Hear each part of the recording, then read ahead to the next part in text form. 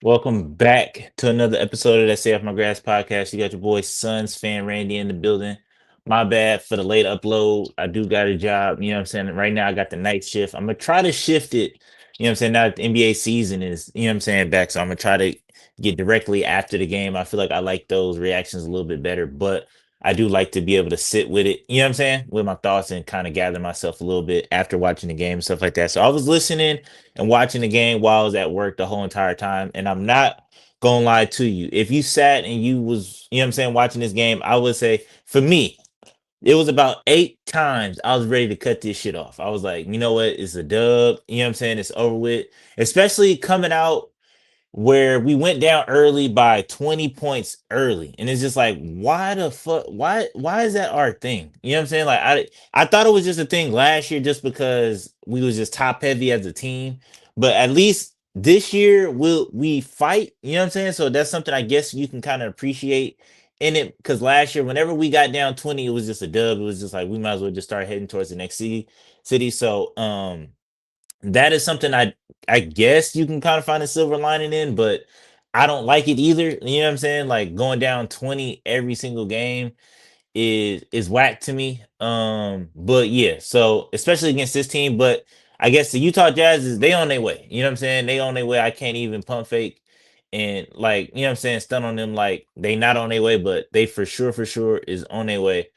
Um it just seemed like I don't know what it is about Laurie Marketing. Whenever he play us, it's just like he just goes stupid. So Laurie Marketing finished with 51. So shout out to them. Keontae George is just, I think in the future, just as Suns fans, he just gonna be our feel like our new Ish Smith. Like he's just a pain in the ass. Like he just yeah. Like the stat sheet really don't show it. I mean, it do, but it don't. But like, if you was watching the game, you kind of seen the impact that he had, and he was just both of them was just doing whatever they wanted to at whatever time that they was wanted to do it.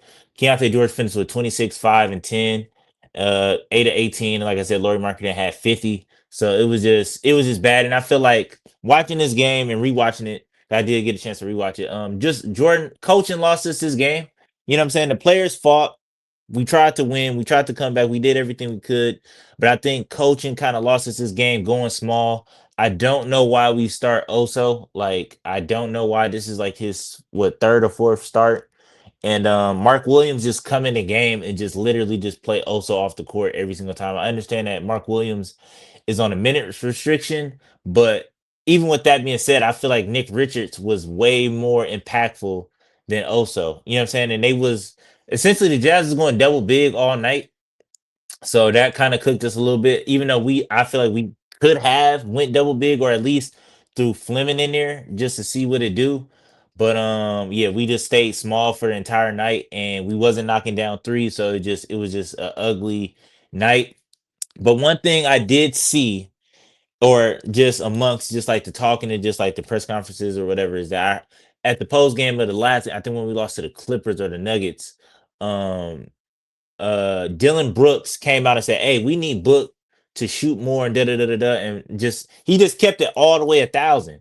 And I was just like, "Yo, I wasn't really rocking with Dylan Brooks like coming into the team, but now if this is the kind of energy and this is how he hold niggas accountable, it's like we kind of need him. It's like him forcing niggas to be great, and I appreciate that. You know what I'm saying? And I feel like we needed that. We needed Dylan Brooks last year to come in and step on niggas' toes and say shit like this because I feel like if this was said if just a nigga just kept it 100 in the locker room last year, I think that we have a completely different season. I feel like everybody last year was afraid to step on everybody's toes and all this other weird shit. So I appreciated him coming out saying, "Hey, Book is not shooting the fucking ball." And then yeah, Book finished with 34 tonight, but just watching him, watching his body language and just watching just like how passive and shit he is. I get it, it's not his fault. Every single coach that come in just look at him and think point guard. I don't know why. So I feel like this is his kind of like Kobe moment where it's like, I don't know if you remember back in the day when we was playing Lakers where Kobe was literally just asking for help, so he just stopped shooting. You know what I mean? Like I don't know. I think that was at 07, 08, like somewhere around there, where it was like he was just like, "Yo, I'm not." So the whole game, all he did was just pass. So I feel like that's what Booker, the type of shit Booker is on, where it's like, y'all keep trying to make me a fucking point guard. I'm not a point guard. And it's just like, all right, since y'all want to make me a point guard, this is what I'm gonna do. I'm gonna just pass, turn this motherfucker over, and just like he not a point guard. So I just don't understand why coaching, ownership, all these different changes, they all look at Book and say, like, yeah, he could be a point guard. And it's just like nobody likes Point Book. Point Book don't work. So it's just like I don't understand it. And I was kind of expecting Colin Gillespie to come in and like play that point guard role, but I appreciate what he did. I appreciate him spearheading the comeback, but it was a little bit of his fault. The reason why we, you know what I'm saying, started losing or lost the lead or whatever, whatever.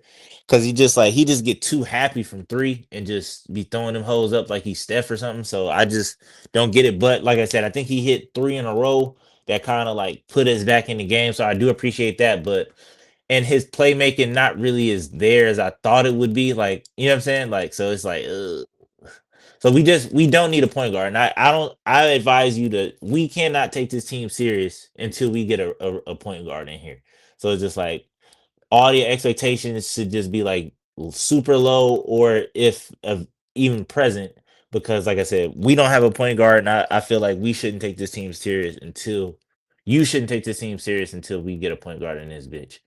But like I said, that's one takeaway I can say from the game where it's just like we got some dogs on the team, but it looked ugly. Sometimes when you just got nothing but dogs, but don't nobody know how to win, it just looked like this. Where it's like you go down 20 and you fight your way and you fight your way in the OT and all this other shit. Cause this felt like a game that we should have won.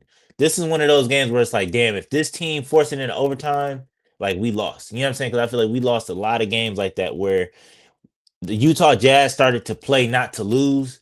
And like once it go into overtime, it's like fuck, we lost. But they was able to, you know what I'm saying, hold it down. And like I said, we could have made some plays, but I feel like Colin Gillespie at the end got trigger happy. Book wasn't really being aggressive.